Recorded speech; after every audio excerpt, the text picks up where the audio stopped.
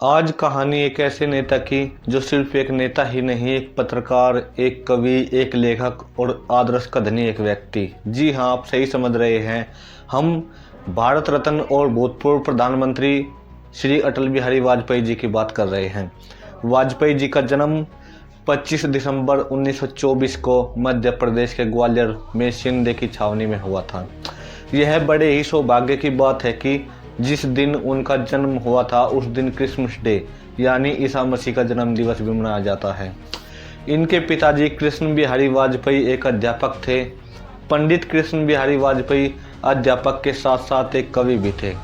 परिवार में अटल जी के अलावा इनके 3 भाई अवध बिहारी, सदा बिहारी और प्रेम बिहारी और 3 बहनें विमला, कमला और उर्मिला थी। अटल जी की मिडिल क्लास तक की शिक्षा अपने पिताजी के विद्यालय में हुई थी। हाई स्कूल और इंटर की परीक्षाएं उन्होंने ग्वालियर के ही विक्टोरिया कॉलेजिएट स्कूल, जिसका नाम अब हरिदर्शन उच्चतर माध्यमिक विद्यालय है, वहां से उत्तीर्ण की। अटल जी ने BA विक्टोरिया कॉलेज ग्वालियर और MA DAV कॉलेज कानपुर से किया। समय अभाव के कारण वे PhD नहीं कर पाए। बाद में 1993 में कानपुर विश्वविद्यालय द्वारा उन्हें DPhil डॉक्टर ऑफ फिलोसफी की मानद उपाधि प्रदान की गई, लेकिन वे नाम से पहले इस उपाधि को नहीं लगाते थे। अटल जी के पिताजी कृष्ण बिहारी वाजपेयी एक पढ़ाकू किस्म के व्यक्ति थे। एक बार का किस्सा ऐसा है कि सेवानिवृत्त के बाद इनके पिताजी ने खाली समय में LLB करने की तैयारी की। अटल जी भी MA और LLB एक साथ करने जा रहे थे, अतः पिता और पुत्र दोनों ने ही DAV कॉलेज कानपुर में एडमिशन ले लिया। यहाँ दोनों हॉस्टल में एक ही कमरे में रहते थे और प्रवेश भी उन्हें एक ही सेक्शन में मिला था। उस समय एक बड़ी घटना थी कि पिता और पुत्र एक साथ ही अध्ययन कर रहे हैं। उन्हें देखने के लिए दूर दूर से लोग आते थे।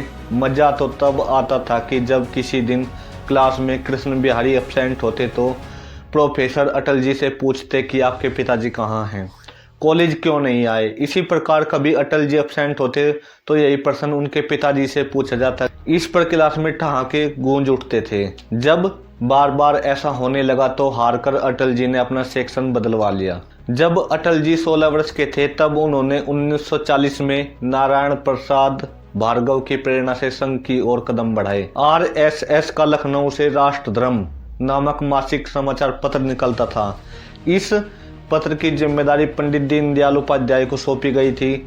अटल जी और राजीव लोचन अग्निहोत्री को इसका संपादकीय भार सौंपा गया। राष्ट्रधर्म का पहला अंक अगस्त 1947 को बाजार में आया था, जहां एक और पंडित दीनदयाल उपाध्याय और प्रांतीय प्रचारक भाऊराव देवरस जी को राष्ट्रधर्म में सफलता मिली। वहीं दूसरी ओर 15 अगस्त 1947 को देश की आज़ादी के रूप में अप्रत्याशित सफलता मिली। Long years ago, we made a tryst with destiny, and now the time comes when we shall redeem our pledge, not wholly or in full measure, but very substantially. At the stroke of the midnight hour, when the world sleeps, India will awake to life and freedom. राष्ट्रधर्म की सफलता के बाद अब साप्ताहिक पत्र निकालने का निश्चय किया गया, जिसका नाम पंचजन्य रखा गया। इसका संपादक अटल जी को बनाया गया। यह साप्ताहिक पत्र 14 जनवरी 1948 को बाजार में आया। इसी दौरान 30 जनवरी 1948 को गांधी जी की हत्या कर दी गई। पूरे देश में शोक की लहर दौड़ गई। उस समय तत्कालीन सरकार ने RSS पर प्रतिबंध लगा दिया और इसके सभी प्रमुख नेताओं को गिरफ्तार कर लिया गया। राष्ट्रधर्म और पंचजन्य पर प्रतिबंध लगा दिया गया। अटल जी भी कुछ समय भूमिगत रहने के बाद इलाहाबाद आ गए। कुछ महीने बाद RSS से प्रतिबंध हटा दिया गया। जैसे ही पंडित दीनदयाल उपाध्याय जेल से बाहर आए तो उन्होंने फिर से राष्ट्रधर्म और पंचजन्य का प्रकाशन शुरू कर दिया और उन्होंने अटल जी को इलाहाबाद से फिर लखनऊ बुला लिया। सन 1951 का वर्ष था राजनीति का नया गीत गुनगुनाने का। RSS दिन दोगुनी रात चौगुनी उन्नति कर रहा था। लेकिन संसद में इसका प्रतिनिधित्व करने वाला कोई नहीं था। इसके मद्देनजर एक राजनीतिक दल गठित करने की योजना पर विचार विमर्श किया गया। डॉक्टर श्यामा प्रसाद मुखर्जी के नेतृत्व में 1951 में जनसंघ की नींव पड़ी। अटल बिहारी वाजपेयी इसके संस्थापक सदस्यों में से एक थे। समग्र दृष्टि से जनसंघ का चुनाव परिणाम उत्साहजनक नहीं रहा। जनसंघ ने दीपक के चुनाव चिन्ह के साथ चुनाव लड़ा। डॉक्टर श्यामा प्रसाद मुखर्जी अपने गृह क्षेत्र दक्षिणी कोलकाता से लोकसभा के लिए चुने गए। इनके साथ ही 93 प्रत्याशियों में से कुल 3 सफल रहे। प्रांतीय विधानसभाओं में भी 742 प्रत्याशियों में से कुल 33 सफल रहे। यह शुरुआत थी जनसंघ की। सन 1957 डॉक्टर श्यामा प्रसाद मुखर्जी को दिवंगित हुए 3 वर्ष से अधिक हो चुके थे। अटल जी ने उनके अधूरे पड़े कार्यों को पूरा करने का बीड़ा उठाया था। अब तक जनसंघ की जड़ें जम चुकी थी। दूसरा आम चुनाव सिर पर आ गया था। अटल जी की ख्याति से प्रभावित होकर जनसंघ ने उन्हें चुनाव में उतारने का मन बना लिया था। इस चुनाव में अटल जी को 3 चुनाव क्षेत्रों से लड़ाने का फैसला किया गया था, लखनऊ, मथुरा और बलरामपुर। लखनऊ से अटल जी पहले भी उपचुनाव लड़ चुके थे। 1957 का चुनाव हुआ। चुनाव में जनसंघ के 4 सदस्य चुने गए थे। अटल जी बलरामपुर से विजय रहे। भाषण कला में शुरू से ही अटल जी का कोई सानी नहीं था। विदेश नीति अटल जी का सबसे प्रिय विषय था। अंतर्राष्ट्रीय स्थिति पर चर्चा उन दिनों महत्वपूर्ण घटना होती थी। प्रधानमंत्री नेहरू विदेश मंत्री भी थे। सदन में अंग्रेजी भाषा छाई रहती थी। विदेश नीति पर तो अधिकांश भाषण अंग्रेजी में ही होते थे। अटल जी हिंदी में बोलते थे। उनकी प्रांजल भाषा और धारा प्रवाह शैली सभी सदस्यों को पसंद आती थी। तत्कालीन प्रधानमंत्री जवाहरलाल नेहरू व अन्य सांसदगण उनके भाषणों को गौर से सुनते और यह प्रयास करते कि जब उनका भाषण हो तो वे सदन में मौजूद रहे। 1961 के तीसरे आम चुनाव इस बार भी अटल जी बलरामपुर से ही खड़े हुए। इस बार कांग्रेस ने इस सीट को अपना प्रतिभा का प्रश्न बना लिया था। अन्य दलों ने भी यहां कांग्रेस का साथ दिया। इस सीट का महत्व आप इस बात से समझ सकते हैं कि स्वयं नेहरू जी को यहां पर चुनाव प्रचार करने के लिए आना पड़ा था।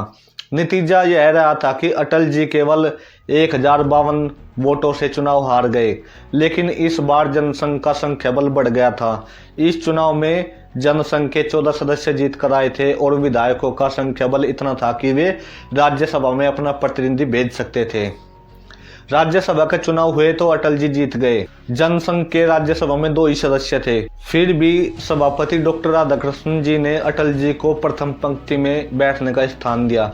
कोई ऐसी चर्चा नहीं होती थी जिसमें अटल जी पार्टी का दृष्टिकोण नहीं रखते हो। यह भारत और भारतीय राजनीति का ऐसा पीरियड था जिसमें कई बार स्थिति पहुंची। भारत को चीन से युद्ध में पराजय का सामना करना पड़ा था।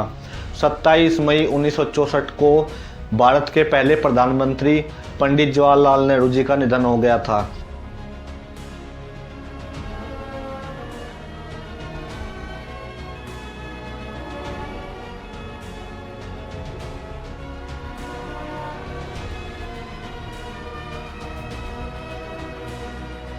नेहरू जी के बाद लाल बहादुर शास्त्री जी को प्रधानमंत्री बनाया गया। 1965 में भारत पाक युद्ध हुआ। अगर तलवार की नोक पर या एटम बम के डर से कोई हमारे देश को झुकाना चाहे, दबाना चाहे, ये देश हमारा दबने वाला नहीं। तो एक सरकार के नाते हमारा क्या जवाब हो सकता है सिवाय इसके कि हम हथियारों का जवाब हथियारों से दें। भारतीय सेना ने पाकिस्तान के अनेक क्षेत्रों पर कब्जा कर लिया। जब भारतीय फौज लाहौर से कुछ ही दूर थी, सोवियत संघ ने मध्यस्थता करके दोनों देशों के बीच समझौता करने की पेशकश की। ताशकंद में लाल बहादुर शास्त्री और मोहम्मद अयूब खां के बीच समझौते पर हस्ताक्षर हुए। यहीं पर 11 जनवरी 1966 को रहस्यमय परिस्थितियों में प्रधानमंत्री लाल बहादुर शास्त्री जी का निधन हो गया। उन्हें श्रद्धांजलि अर्पित करते हुए अटल जी ने कहा था, हमने पाकिस्तान से युद्ध में विजय प्राप्त की, किंतु समझौते में अपने महान लोकप्रिय दृढ़ संकल्प प्रधानमंत्री लाल बहादुर शास्त्री जी को गंवा दिया। आज भारत माता की गोद खाली हुई है, कोख नहीं। अब प्रधानमंत्री श्रीमती इंदिरा गांधी जी को बनाया गया था। 1967 में चौथे आम चुनाव आ गए। अटल जी का राज्यसभा का कार्यकाल अभी बाकी था, लेकिन उन्होंने बलरामपुर से चुनाव लड़ने की घोषणा कर दी। यह चुनाव अटल जी 31,000 से भी अधिक वोटों से जीत गए। 11 फरवरी 1968 को जनसंघ को ऐसी क्षति पहुंची जिसकी भरपाई कर पाना मुश्किल ही नहीं, शायद नामुमकिन सा था। जब सभी भारतवासियों ने दुखद समाचार सुना कि पंडित दीनदयाल उपाध्याय जी अब इस दुनिया में नहीं रहे। पंडित दीनदयाल उपाध्याय जी का शव मुगलसराय स्टेशन के निकट पड़ा पाया गया था। भारत का जनमानस हिल गया था, कण कण अवाक सा रह गया था। पंडित दीनदयाल उपाध्याय जी की मृत्यु के बाद अटल जी ने जनसंघ के अध्यक्ष का पदभार संभाला। उन्होंने दीनदयाल जी की कमी को अपनी जीवटता से पूरा करने का प्रयास किया और इसमें सफलता भी मिली। 1971 में पाकिस्तान ने भारत पर जबरदस्ती युद्ध थोप दिया। बांग्लादेश का जन्म हुआ। देश पर आए इस भीषण खतरे के समय अटल जी विपक्ष ने बनकर सदैव एक देशभक्त के रूप में खड़े हो उठते थे। इस अवसर पर संसद में उन्होंने यह भाषण दिया था, भारत वंदन की भूमि है, अभिनंदन की भूमि है, यह अर्पण की भूमि है, तर्पण की भूमि है। हम जिएंगे तो इसके लिए, मरेंगे तो इसके लिए। 1971 में 5वीं लोकसभा के चुनाव हुए। अटल जी अपनी जन्मभूमि ग्वालियर से चुनाव में रण में उतरे। कांग्रेसी उम्मीदवार शशि भूषण वाजपेयी के विरुद्ध खड़े हुए और भारी बहुमत से विजयी रहे। तत्कालीन प्रधानमंत्री श्रीमती इंदिरा गांधी ने 5वीं लोकसभा का चुनाव रायबरेली से लड़ा। राजनारायण ने इस चुनाव के विरुद्ध इलाहाबाद उच्च न्यायालय में एक याचिका डाल रखी थी। इस याचिका पर जब न्यायालय का प्रतिकूल निर्णय आया और इंदिरा गांधी जी का निर्वाचन रद्द घोषित कर दिया गया तो इससे वे बौखला उठी। उन्होंने इस निर्णय को षड्यंत्र करार दे दिया और 25 जून 1975 को मधु दंडवते आदि नेताओं को गिरफ्तार कर लिया गया, जो वहां संसदीय समिति की एक बैठक में भाग लेने गए थे। अटल जी को बंगलौर की सेंट्रल जेल में रखा गया। सरकार कहती थी कि देश में फैली अराजकता की स्थिति को सुधारने के लिए आपातकाल लगाया गया है। इसके बाद 4 जुलाई 1975 को आरएसएस पर प्रतिबंध लगा दिया। अंतोतगत्वा आपातकाल की अमावस्या छट गई। यह 20 महीने लंबी थी। आपातकाल के बाद जयप्रकाश नारायण, मोरारजी देसाई व कुछ अन्य नेताओं ने आपसी विचार विमर्श के बाद एक नया राजनीतिक दल बनाने का फैसला किया, जिसका नाम जनता पार्टी रखा गया और 20 जून 1977 को इसकी औपचारिक घोषणा कर दी गई। अटल जी इसके संस्थापक सदस्यों में से एक थे। जनसंघ का 20वां विलय कर दिया गया। मार्च 1977 में लोकसभा चुनाव हुए। अटल जी ने नई दिल्ली से चुनाव लड़ा और जीत हासिल की। केंद्र में जनता पार्टी की सरकार बनी। मोरारजी देसाई प्रधानमंत्री बने। उन्होंने 24 मार्च 1977 को शपथ ग्रहण की। इस सरकार में अटल जी को विदेश मंत्री बनाया गया। ये युग परिवर्तनकारी संकेत हैं।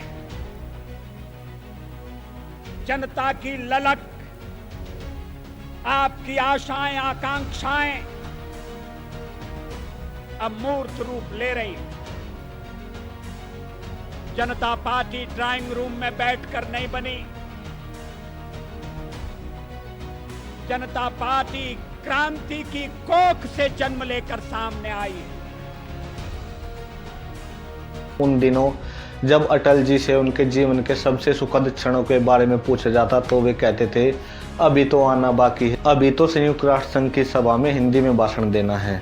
वे भारत के पहले विदेश मंत्री जिन्होंने न्यूयॉर्क में संयुक्त राष्ट्र संघ के 32वें अधिवेशन में हमारी राष्ट्रभाषा हिंदी में भाषण दिया था। उन्हीं की जनता पार्टी के ही कुछ लोग विदेश मंत्री के रूप में अटल जी की बढ़ती लोकप्रियता और पार्टी में लालकृष्ण आडवाणी के बढ़ते प्रभाव से खासे परेशान थे। वैसे भी जनता पार्टी विभिन्न मतावलंबियों का एक बेमेल जमावड़ा था। अंतोतगत्वा इसे टूटना ही था। मोरारजी देसाई को प्रधानमंत्री पद से इस्तीफा देना पड़ा और चौधरी चरण सिंह ने प्रधानमंत्री बने। कांग्रेस ने उस सरकार का समर्थन किया, लेकिन आखिरकार बीच में ही उसने समर्थन वापस लेकर सरकार गिरा दी। दिसंबर 1979 में लोकसभा चुनाव हुए। अटल जी ने दिल्ली से चुनाव लड़ा और जीते। कांग्रेस को बहुमत मिला और इंदिरा गांधी जी प्रधानमंत्री बने। अटल जी, आडवाणी जी और जनसंघ के अन्य नेताओं ने पिछले प्रयोग से सबक लेकर अकेले चलने की नीति अपनाने का संकल्प लिया और एक नया राजनीतिक दल गठित करने का विचार किया। अंत में नए दल का नाम भारतीय जनता पार्टी बीजेपी रखने का निश्चय किया गया। 6 अप्रैल 1980 को इसकी औपचारिक घोषणा कर दी गई। अटल जी को इसका अध्यक्ष बनाया गया। 31 अक्टूबर 1984 को निजी सुरक्षा कर्मी ने प्रधानमंत्री इंदिरा गांधी जी की हत्या कर दी। इससे देश में कांग्रेस के प्रति सहानुभूति की लहर दौड़ गई। इसके फौरन बाद हुए लोकसभा चुनाव में कांग्रेस ने अभूतपूर्व सफलता अर्जित की। अटल जी भी कांग्रेस के उम्मीदवार माधवराव सिंधिया से ग्वालियर में चुनाव में पराजित हो गए। बीजेपी को लोकसभा में केवल 2 ही सीट मिली थी। अटल जी किसी भी सदन के सदस्य नहीं थे। 1986 में वे राज्यसभा के सदस्य चुन लिए गए। 1989 में लोकसभा चुनाव हुए तो देश की जनता ने एक बार फिर कांग्रेस को सिरे से खारिज कर दिया। जनता दल ने विश्वनाथ प्रताप सिंह के नेतृत्व में केंद्र सरकार का गठन किया तो राजीव गांधी ने विपक्ष की कुर्सी संभाल ली। जनता दल की सरकार बनाने में भारतीय जनता पार्टी, भारतीय कम्युनिस्ट पार्टी के समर्थन की अति महत्वपूर्ण योगदान था। अभी सरकार बने 1 ही साल नहीं हुआ था कि वीपी सिंह के मंडल आयोग की सिफारिश से लागू करने के कारण देश में कोहराम मच गया। चारों तरफ छात्र छात्राओं द्वारा आंदोलन प्रदर्शन किए जाने लगे। पूरा देश इस तरह की घटनाओं से सिहर उठा। अटल जी ने यह सब देखा तो इस तरह की राजनीति की घोर निंदा की। जब चारों ओर से देश भर में वीपी सिंह के खिलाफ आवाजें उठने लगी तो वे संसद में अपना विश्वास मत साबित नहीं कर सके। उन्होंने इस्तीफा दे दिया और 10 नवंबर 1990 को चंद्रशेखर कांग्रेस के सहयोग से देश के प्रधानमंत्री बने। हालांकि वे भी प्रधानमंत्री पद पर अधिक समय तक नहीं बने रह सके, इसलिए नया जनादेश प्राप्त करने के उद्देश्य से 13 मार्च 1991 को लोकसभा भंग कर दी गई। 1991 में चुनाव की तिथियां घोषित हो चुकी थी। सभी दल चुनाव प्रचार में लगे थे। इसी दौरान 21 मई 1991 को चेन्नई में एक चुनाव सभा में आतंकवादियों ने एक मानव बम द्वारा राजीव गांधी जी की हत्या कर दी। इस विभत्स हत्या ने सारे देश को हिलाकर रख दिया था। 1991 के चुनाव संपन्न हुए। कांग्रेस को बहुमत प्राप्त नहीं हुआ, लेकिन फिर भी अन्य संगठनों के सहयोग से 21 जून 1991 को नरसिम्हा राव ने देश के प्रधानमंत्री पद के रूप में शपथ ली। अटल जी राजनीति में अपनी सक्रिय भूमिका निभा रहे थे। उन्होंने लखनऊ और विदिशा मध्य प्रदेश 2 सीटों पर चुनाव लड़ा और दोनों स्थानों पर विजय हासिल की। इस चुनाव में बीजेपी को 119 सीटें प्राप्त हुई थी। लोकसभा में वह प्रमुख विपक्षी दल के रूप में प्रतिष्ठित हुई थी। जिस कमल चिन्ह की नींव से अटल जी ने भाजपा का प्रवर्तन किया, उसी नामधारी अलंकरण पद्म विभूषण से उनकी राजनीतिक उपलब्धियों के लिए 25 जनवरी 1992 को उन्हें सम्मानित किया गया। 17 अगस्त 1994 को उन्हें देश के सर्वश्रेष्ठ सांसद के रूप में सम्मानित किया गया था। 11वीं लोकसभा के चुनाव की घोषणा 1996 में हुई। अटल जी ने लखनऊ और गुजरात के गांधीनगर से पर्चे दाखिल किए। उन दिनों लखनऊ में नारे चल रहे थे, उज्जवल भारत की तैयारी, अटल बिहारी अटल बिहारी, और दूसरा नारा था कि सब पर भारी अटल बिहारी। लखनऊ में उनके विरुद्ध समाजवादी पार्टी ने अब नेता राज बब्बर को उतारा था। अटल जी ने लखनऊ और गांधीनगर में अनेक जनसभाएं आयोजित की। अंतोतगत्वा उन्हें दोनों ही सीटों पर विजय प्राप्त हुई। इस चुनाव में कांग्रेस को केवल 136 सीटें मिली, जबकि भाजपा ने 161 सीटें जीतकर सबसे बड़े दल के रूप में उपस्थिति दर्ज कराई। तत्कालीन राष्ट्रपति डॉक्टर शंकर दयाल शर्मा ने सबसे बड़े दल के रूप में उभरी भाजपा के नेता अटल बिहारी वाजपेयी को सरकार बनाने के लिए आमंत्रित किया। मई 1996 को राष्ट्रपति भवन में पक्ष और विपक्ष के अनेक गणमान्य नागरिक और राजनेताओं की मौजूदगी में अटल जी ने देश के 11वें प्रधानमंत्री के रूप में शपथ ग्रहण की। 27 मई 1996 को लोकसभा में अटल जी ने विश्वास प्रस्ताव प्रस्तुत किया। इस दौरान लोकसभा में बहस हुई और 28 मई को विश्वास मत पर बहस का उत्तर देते हुए अटल जी ने जो कुछ कहा वह उनका ऐतिहासिक भाषण बन गया था। कभी हम सत्ता के लोभ से गलत काम करने के लिए तैयार हैं। आपको विश्वास दिलाते हैं कि जो कार्य हमने अपने हाथ में लिया है वो जब तक राष्ट्रीय उद्देश्य पूरा नहीं कर लेंगे तब तक विश्राम से नहीं बैठेंगे, तब तक आराम से नहीं बैठेंगे। पार्टी तोड़कर सत्ता के लिए नया गठबंधन करके अगर सत्ता हाथ में आती है तो मैं ऐसी सत्ता को चिमटे से भी छूना पसंद नहीं करता।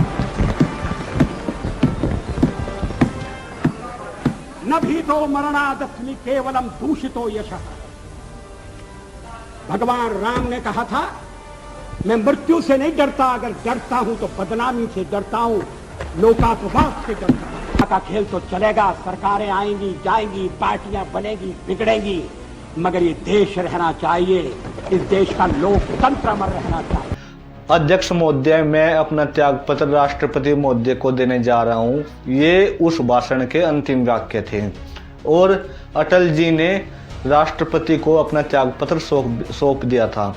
अटल जी केवल 13 दिन के लिए प्रधानमंत्री रहे थे। उनके बाद जोड़ तोड़ करके 1 जून 1996 को संयुक्त मोर्चा के HD देवगौड़ा को प्रधानमंत्री बनाया गया। उनकी पारी 21 अप्रैल 1997 को समाप्त हो गई। इसके बाद IK गुजराल प्रधानमंत्री बने और वे 18 मार्च 1998 तक सत्तासीन रहे। इसके बाद देश को मध्यावधि चुनाव में धकेल दिया गया। 12वीं लोकसभा के चुनाव फरवरी 1998 में हुए। अटल जी इस बार भी लखनऊ से चुनाव में खड़े हुए। समाजवादी पार्टी ने फिल्म निर्माता मुजफ्फर अली को उनके विरुद्ध खड़ा किया था। उसके पहले अटल जी ने पूरे देश का तूफानी दौरा किया और व्यापक जनसभाओं को संबोधित किया। तमाम कुचक्रों और बाधाओं को कुचलते हुए अटल जी 2,19,222 मतों से विजयी रहे। इन चुनाव में बीजेपी को 177 सीटों पर विजय हासिल हुई और वह पुणे एक सबसे बड़े दल के रूप में उभरे।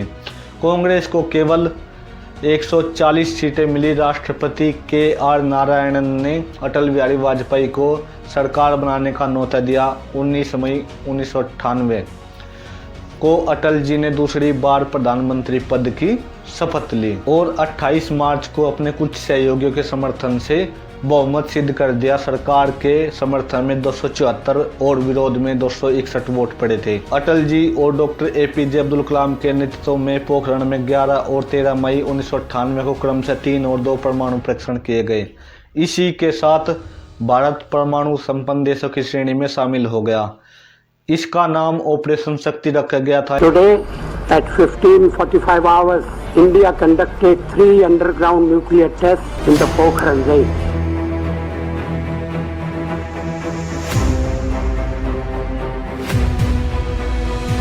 यह भारत का दूसरा परमाणु परीक्षण था। इससे पहले 18 मई 1974 को भारत ने अपना पहला परमाणु परीक्षण पोखरण में ही किया था। इसका नाम बुद्धा स्माइलिंग रखा गया था। अटल जी सदा अपने पड़ोसियों से मधुर संबंध कायम रखने के पक्ष में रहे हैं। इसी कड़ी में अपने निकटतम पड़ोसी से नए रिश्ते बनाने की उम्मीद लिए वे 20 फरवरी 1990 को विशेष बस से लाहौर गए। उनके साथ भारत की कुछ चुनिंदा हस्तियां भी गई थी। पाकिस्तानी प्रधानमंत्री नवाज शरीफ ने गर्मजोशी के साथ अटल जी का स्वागत किया। पड़ोसी से संबंध सुधारने के लिए प्रधानमंत्री अटल बिहारी वाजपेयी ने जहां दिल्ली से लाहौर के बीच बस सेवा शुरू की, दोनों देशों के बीच एक सेतु उपलब्ध करवाया। वहीं दूसरी ओर मियां नवाज शरीफ खुराफातों में लगे रहे और कश्मीर में आतंकवादियों की घुसपैठ करवाते रहे।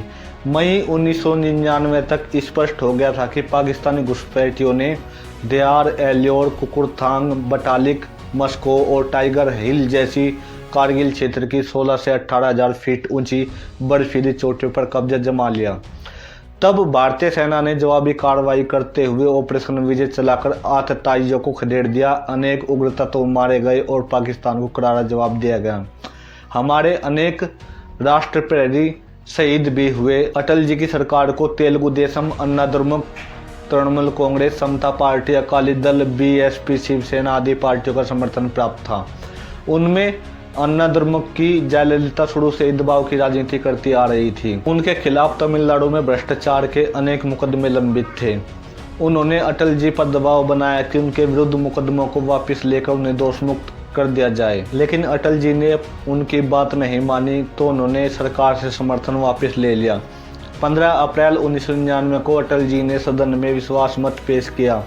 बहस के बाद मत विभाजन हुआ। इसमें 270 मत सरकार के विरुद्ध पड़े और 269 समर्थन में। इस प्रकार यह गठबंधन सरकार एक मत के अभाव से गिर गई।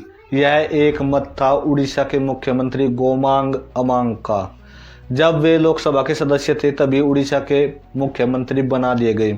उन्होंने अभी संसद की सदस्यता से त्यागपत्र नहीं दिया था। तभी विश्वास प्रस्ताव आ गया। कांग्रेस अध्यक्षा के संकेत पर गोमांग ने विरोध में मतदान किया। इस पर काफी बवाल मचा था। लोकसभा अध्यक्ष ने इस पर अपने निर्णय में कहा था कि अमांग अपनी आत्मा की आवाज पर जिसे वोट देना चाहे दे सकते हैं, लेकिन अपनी अंतरात्मा को परे रखकर उन्होंने कांग्रेस अध्यक्षा के संकेत पर सरकार के विरुद्ध वोट डाला। अटल जी ने उसी दिन राष्ट्रपति को त्यागपत्र दे दिया। अगली व्यवस्था होने तक उन्होंने अटल जी को पद पर बने रहने का अनुरोध किया। बाद में काफी उछल कूद और तिकड़म के बाद भी कांग्रेस सरकार नहीं बना पाई। तो 26 अप्रैल 1999 को राष्ट्रपति ने लोकसभा भंग कर दी और अक्टूबर 1999 में चुनाव आयोग ने 13वीं लोकसभा की घोषणा कर दी। अटल जी आगामी चुनाव की रणनीति बनाने में जुट गए। 13वीं लोकसभा का चुनाव भी अटल जी ने लखनऊ से लड़ा और वे चौथी बार वहां से विजयी हुए। उन्होंने कांग्रेस के डॉक्टर करण सिंह को लगभग 1.25 लाख वोटों से शिकस्त दी। यह चुनाव राष्ट्रीय जनतांत्रिक गठबंधन NDA के एजेंडे के तहत लड़ा गया था। अक्टूबर 1999 में हुए इन चुनाव में भाजपा और सहयोगी दलों को 298 सीटें प्राप्त हुई थी। 13 अक्टूबर 1999 को राष्ट्रपति ने अटल जी को तीसरी बार देश का प्रधानमंत्री बनने की शपथ दिलवाई। अपनी इस ताजपोशी को अटल जी ने कांटों का ताज की संज्ञा दी थी। इतनी सारी पार्टियों को एक सूत्र में बांधकर चलना वाकई कांटों पर चलने के जैसा था। अटल जी भारत ही नहीं, भारत के बाहर भी लोकप्रिय हो गए थे। उनकी लोकप्रियता और विदेश नीति की सिद्धहस्ता ही थी कि अमेरिकी राष्ट्रपति बिल क्लिंटन मार्च 2000 में भारत यात्रा पर आए। वे अटल जी के व्यक्तित्व से अत्यंत प्रभावित थे। उनकी बातचीत का परिणाम यह हुआ कि भारत अमेरिका दोनों एक दूसरे के निकट आ गए और दोनों देशों के संबंधों में मधुरता और मिठास घुली। अटल जी ने अपने इस कार्यकाल में बहुत से विकास कार्य कराए और कई सारी योजनाएं चलाई। जैसे कुछ योजनाओं की बात करें तो अंत्योदय अन्न योजना, किसान क्रेडिट कार्ड, प्रधानमंत्री ग्राम सड़क योजना और सर्व शिक्षा अभियान कार्यक्रम के तहत 6 से 14 साल के बच्चों को निःशुल्क शिक्षा और अनिवार्य शिक्षा प्रदान की गई। जब अटल जी के नेतृत्व वाली सरकार का कार्यकाल अक्टूबर 2004 को पूरा होने वाला था तो NDA के नेताओं ने अप्रैल मई में चुनाव कराने का दबाव डाला। मतलब पूरे 4-5 महीने पहले चुनाव। अटल जी ने सर्वसम्मति से एक अनुशासित कार्यकर्ता की भांति उनके निर्णय को स्वीकार कर लिया। हालांकि अटल जी ने NDA के नेताओं को समझाया कि कहीं हम अति उत्साह और अति आत्मविश्वास के शिकार न हो जाए। नेताओं के उत्साह का मुख्य कारण यह था कि 2003 में हुए 4 राज्यों के विधानसभा चुनाव में बीजेपी को भारी बहुमत मिला था। 13 मई 2004 को आने वाले लोकसभा चुनाव का परिणाम भारतीय जनता पार्टी की उम्मीदों को ध्वस्त कर दिया, जिसने जहां पार्टी को पूर्ण बहुमत हासिल करने की उम्मीद थी, वहीं उसे NDA को मिलाकर भी बहुमत हासिल नहीं हो सका। 27 मार्च 2015 को तत्कालीन राष्ट्रपति प्रणब मुखर्जी ने उनके आवास पर जाकर उन्हें देश का सबसे बड़ा नागरिक सम्मान भारत रत्न प्रदान किया। देश में ऐसा पहली बार हुआ जब स्वयं राष्ट्रपति ने अटल बिहारी वाजपेयी जी के आवास पर जाकर उन्हें भारत रत्न पुरस्कार से सम्मानित किया। अटल बिहारी वाजपेयी जी को 2009 में दिल का दौरा पड़ा था, जिसके बाद उन्हें वे बोलने में अक्षम हो गए थे।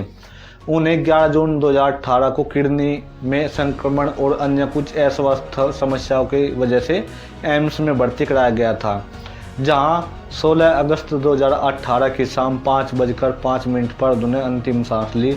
अगले दिन हिंदू संस्कृति पद्धति के अनुसार अंतिम संस्कार किया गया। अटल जी की अंतिम यात्रा का दृश्य कुछ ऐसा था कि PM नरेंद्र मोदी, बीजेपी अध्यक्ष अमित शाह सहित कई अन्य राज्यों के मुख्यमंत्री और बीजेपी के बड़े बड़े नेता पैदल चल रहे थे। उनके पीछे लाखों की भीड़ चल रही थी। भारत के पश्चिमी घाट को मंडित करने वाले महासागर के किनारे खड़े होकर मैं ये भविष्यवाणी करने का साहस करता हूं, अंधेरा छटेगा, सूरज निकलेगा, कमल खिलेगा।